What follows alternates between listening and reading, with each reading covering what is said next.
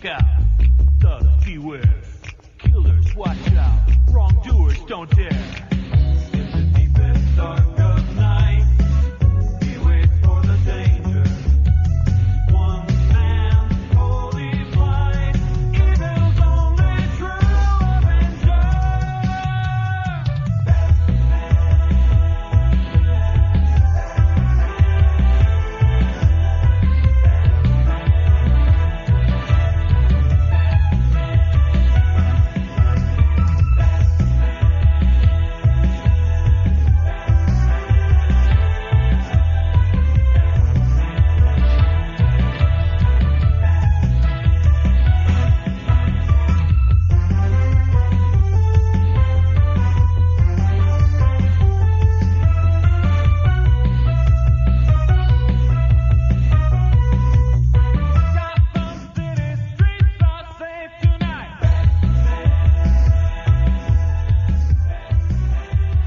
I've been on the receiving end of this long enough. It's about time I started dishing it out. Where are you going, sir? To track down the maniac behind all this. One way or another. The two of you attend to things here until I get back. And miss out on all the action? You've got to be kidding, chum. I've never been more serious, Robin. This is my fight, not yours. And I intend to finish it. Alone. Sure, Batman. Anything you say. I've never seen the Master more determined, more grim. Frankly, young Robin, I'm worried about him. So am I, Alfred. But the Batman can take care of himself. And right now we have a few other things to worry about.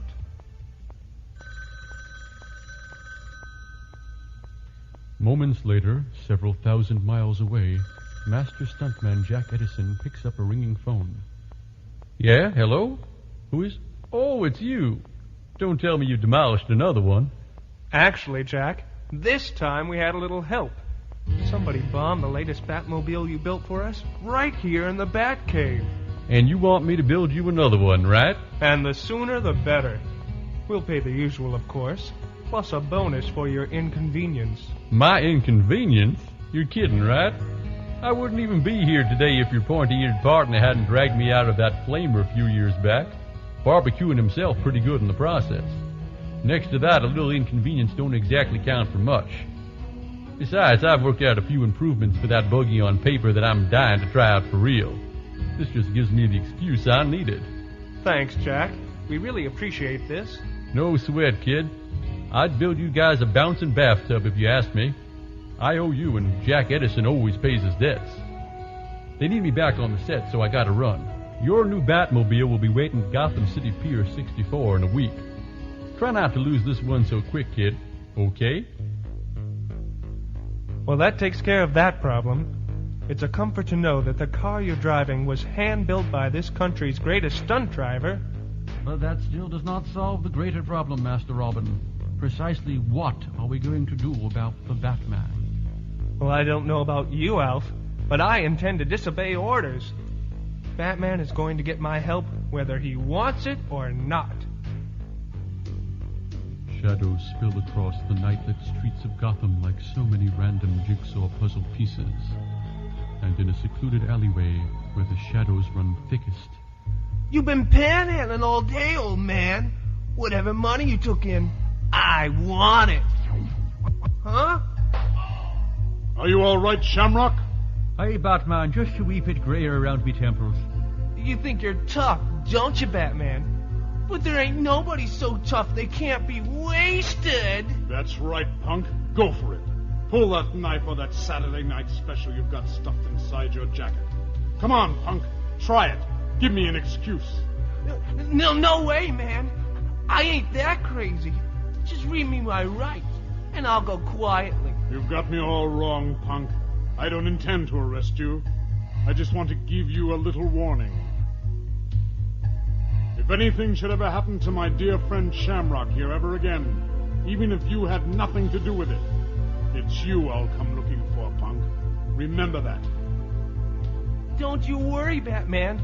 That ain't something I'll ever forget. Sure, that's another one I'm owing you, boyo. Now what can old Shamrock be doing to repay you? I don't want much, Irish. Just a little information. But when the Dark Knight detective has explained his dilemma, good and Lord knows I'd like to help you, laddie, but I can't. I ain't heard a word in that direction. Maybe if you try one of the others. I'll do that, Irish. I'll just do that. In the minutes that follow, the Batman seems to be everywhere at once, prying, probing, asking the same pointed questions again and again. But unfortunately, the answer is always the same. Wish I could help you, Batman. Thanks anyway, slugger. Forgive me, good sir, but the knowledge eludes me. Thanks anyway, poet. Sorry, Ducky, but I ain't heard a blinking thing. Thanks anyway, Queen Bess. Thanks for nothing. And the hunt goes on and on. Batman, don't you ever bother to knock? I haven't got time to stand on ceremony, sir. I need your help. Just name it. And when the Batman had finished recounting to Gordon that which we already know, It's a sort of case that should be overflowing with suspects, Commissioner. And I haven't got a clue. Not one. That's ridiculous. You're too good a detective not to have uncovered something. And that leads us to the only other conclusion. Which is? Subconsciously, you don't want to find any clues. Because the person behind all this is somebody close to you. Someone you care about. Well, Batman, what do you think? Have I struck a nerve, or... He's gone. In all the years I've known that man, he hasn't changed. So mysterious, so elusive. There are times I'm astonished that I ever got to know him at all. At first, he was only a shadow, a whispered name, a grim symbol at the bottom of a hastily scrawled note that read, "Here are the punks who robbed the First Federal Bank. They're all yours." But slowly, inevitably, the shadow began to gain substance. Put away your weapon, Collins. You're only wasting ammunition. But, sir, that widow is getting away. I wouldn't worry too much about that if I were you, Collins. I have the uncomfortable feeling that we'll be hearing from that character again. And I didn't really have to be psychic to make that assumption. And the days and weeks that followed proved me depressingly right. The Joker, the Catwoman, Dr. Death, criminals who had constantly eluded my best men were tracked down by this mysterious manhunter and dumped all but gift-wrapped on my doorstep. Whether he intended to or not, the man was gradually turning my entire department into a laughingstock. Blast him! One way or the other, this has got to stop. The Batman became an obsession to me. Even when my mind should have been on other things, I found myself wondering what made him tick, what strange compulsion drove him. But nothing I imagined could have prepared me for the startling reality, when he and I finally stood face to face. For the first time in my life, I froze for an instant, and that instant was all that he needed. Wait! Come back! But he was already gone, swallowed by the shadows which seemed to spawn him. For weeks I've tried to hunt him down, and now he saves my life, without ever saying a word. In God's name, what kind of a man am I dealing with? I finally learned the answer to that. Late that same evening, as I sat at my desk shuffling through another seemingly bottomless pile of reports. Excuse me for dropping in uninvited, Commissioner. Who? You! I thought it was about time we had a little talk. A little talk? Mister, I have only one thing I want to say to you. You're under arrest. This time my gun hand didn't waver in the slightest. But the Batman stood there for a moment, silent, distant, and then, in a voice that was cold yet strangely compassionate, he began to speak. Commissioner, for your sake as well as mine, put away that gun. I promise you, you won't need it. Oh, and why not? Because we're two of a kind, you and I. Both dedicated to ridding this city of the two-legged parasites who prey upon the innocent. The only difference between us is that my hands aren't bound by red tape. Red tape or otherwise, mister, you're talking about the law. No, Commissioner, I'm talking about justice.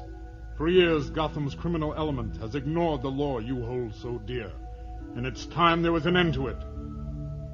I love the law as much as you do, Commissioner, but if I have to bend it to see that justice is done, I won't hesitate. We're on the same side, my friend. And if you don't believe me, then you'd better pull that trigger. I may be making a mistake doing this, but in this business you learn to trust your intuition. I may not be able to give you much public support, but if there's anything else you need, just... He's vanished again. As if he wasn't even human. Oh, but he was human, all right. Very human. In the years that have followed, I have seen him bleed, seen him cry. In fact, the only thing I've never seen him do is laugh. Just knowing him has affected me in ways I can't even begin to imagine. I've become a better man, striving to follow his example. Though I might hate to admit it, the Batman changed my life. But not nearly as drastically as he's changed the life of my daughter Barbara. She was only a teenager when she first set eyes on the Batman as he swept into the study one night to confer with me. And I suppose I'm not surprised she promptly fell madly in love with him. She was a studious girl, my Barbara, almost mousy, but she was still the daughter of a police commissioner. Babs graduated summa cum laude from Gotham State University with a Ph.D. in library science and a brown belt in the martial arts.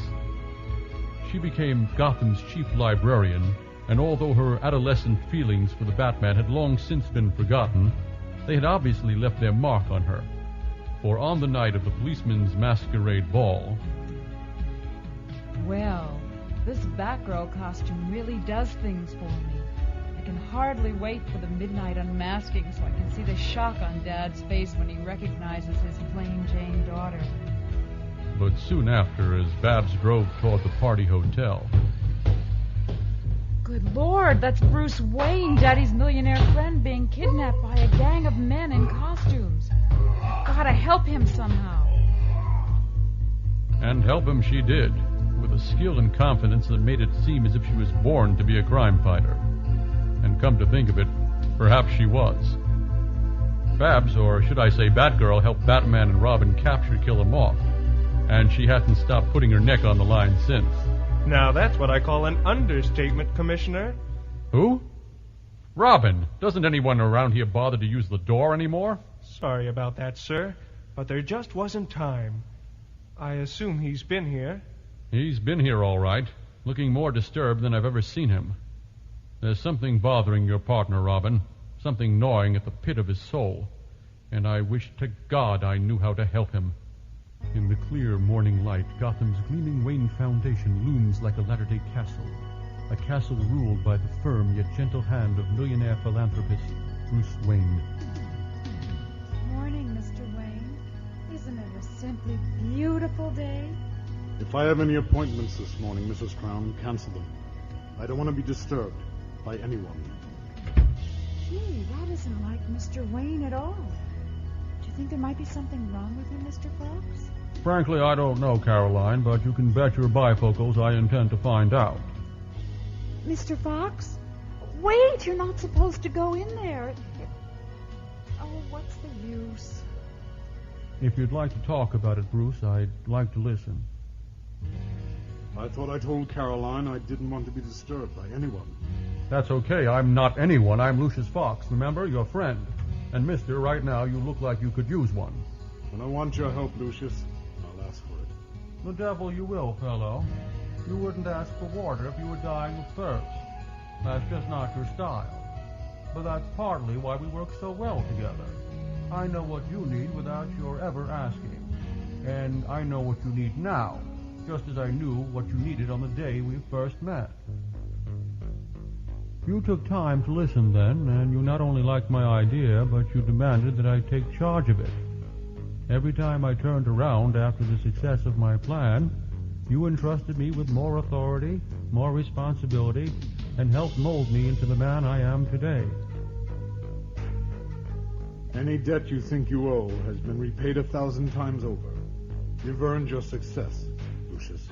Never forget that. Still, if there's anything I can do, and I mean anything... I appreciate the offer, Lucius, but this is something I have to work out for myself. Okay, well, you know where to find me. All those windows, and behind one of them probably hides my mysterious quarry. The more I consider it, the more I'm convinced that Gordon was right. It has to be somebody close to me. Someone I trust. Maybe even someone like... Oh my God! It has finally grown dark once more when at last a somber black-clad figure prowls across the sprawling grounds of Wayne Manor, a shadow gliding past other shadows up to the old front door. Lord, how empty this place feels without Dick and Alfred living here. But it isn't empty, not really. In fact, this house is filled to overflowing with memories. Even after we have been gone, the specters of the past live on, eternal, immutable. You know what I want to be when I grow up, Daddy? Let me guess, son. A fireman? A dog catcher? Perhaps the president? No, Daddy. I want to be just like you. You're a doctor. You help people. That's what life is all about, Bruce. Helping people. Our love, our compassion, are the only things that set us apart from the beasts of the field. Promise me you'll never forget that, Bruce. I won't, Daddy. I promise. And I haven't forgotten. In my own way, I've tried to help. And it's cost me, Dad. God, how it's cost me.